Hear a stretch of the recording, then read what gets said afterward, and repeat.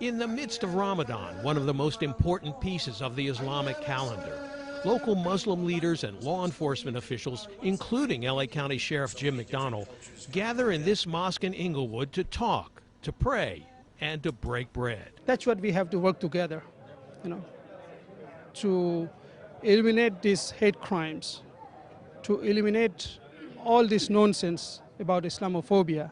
The occasion has special significance this year because it falls just weeks after the Orlando massacre carried out by an ISIS sympathizer, and in the midst of a presidential campaign where Muslims are feeling the heat. There's a fear factor that I think is normal that we need to be able to address head on.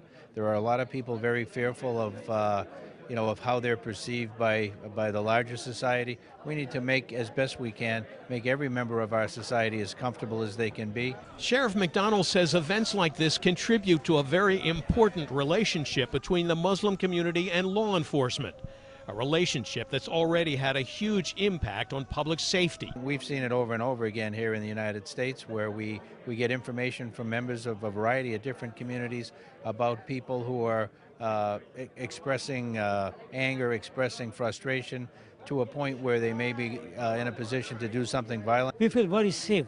We think they are part of us, and we are part of them. We are a community collective together. We work together for the security, safety, and for the effective society. And many Muslim leaders here say there's a partnership with law enforcement that can prevent the violence. I think what we're seeing in Orlando, as we saw in Boston or Fort Hood, is we need to develop intervention programs so that if a person is going down that path of violence, we provide services to their family so that they know where to get help.